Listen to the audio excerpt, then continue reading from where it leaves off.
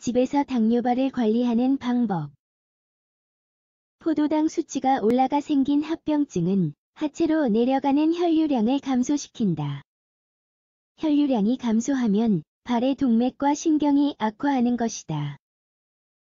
점차 문제가 생기는데 특히 혈당 수치를 관리하지 않을 때 더 그렇다.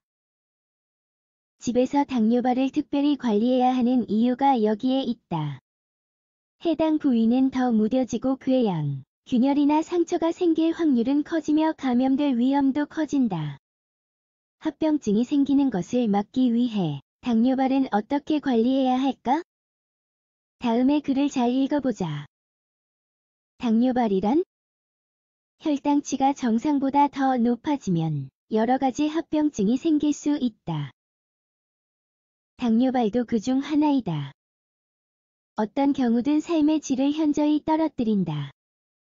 무엇보다 감각이 무뎌지고 상처가 생길 위험도 커진다. 이렇게 생긴 상처는 치유되는데 더 오랜 시간이 걸릴 것이다. 이런 증상은 상태가 심각한 정도에 따라 다 다르다.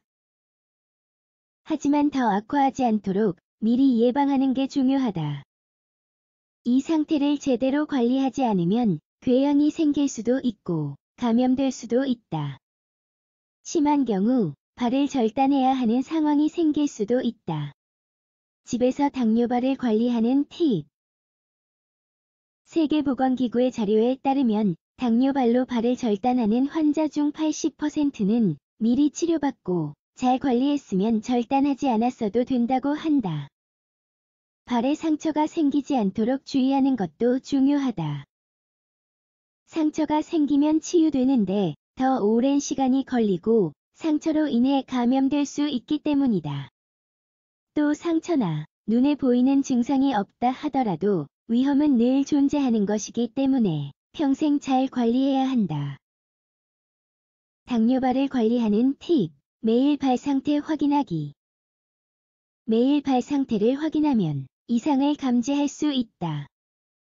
별다른 문제가 없을 때도 발의 상태를 잘 확인해 보는 게 중요하다. 다음과 같은 증상에 주의하자.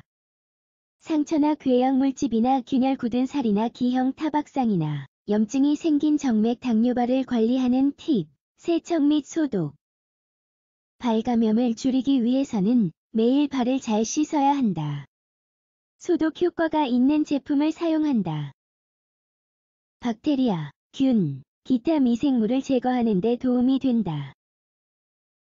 상상할 수 있는 것처럼 상처가 생겼을 때 박테리아나 균 등은 문제를 더 심각하게 만들 수 있다.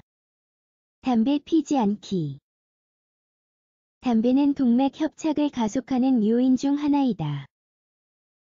당뇨병이 있는 사람들은 결코 담배를 피워서는 안 된다.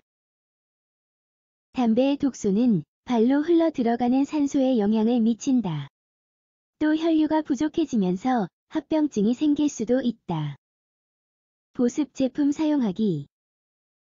당뇨발을 치료하기 위해서는 피부를 보호하는 데 도움이 되는 보습 제품을 사용하는 게 중요하다.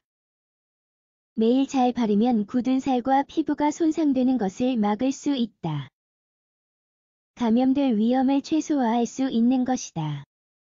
손톱 자르기. 당뇨병 환자들은 손톱을 일직선으로 잘라야 한다. 피부 안쪽으로 자라는 것을 막기 위해서다. 손톱을 자를 때에는 손톱 모서리나 큐티클을 손상하지 않도록 유의하도록 한다. 편안한 신발 신기. 당뇨발을 치료하기 위해서는 공기가 통하는 편안한 신발을 신는 게 좋다. 이는 염증이 생기고 감염되는 걸 예방하는 데 도움이 된다. 전반적으로 부드러운 소재로 만들어진 신발을 신는 게 좋다. 그리고 피부가 숨 쉴 수 있도록 돌출된 부분이 없는 신발이 좋다. 고강도 운동하지 않기. 운동을 하는 것도 혈당 수치를 조절하는 데 도움이 된다. 하지만 발에 너무 무리가 가지 않는 운동을 해야 한다. 상처나 굳은 살이 생기는 것을 예방하기 위해서는 다음과 같은 운동을 하는 게 좋다. 수영, 자전거 타기, 요가, 필라테스. 혈당 수치가 높은 사람들은 당뇨발을 잘 관리하는 게 중요하다. 병원에 가서 검사를 받으며 이 글에서 소개한 관리법을 참고해 관리하도록 하자. 그래야 심각한 상황이 생기는 것을 예방할 수 있다.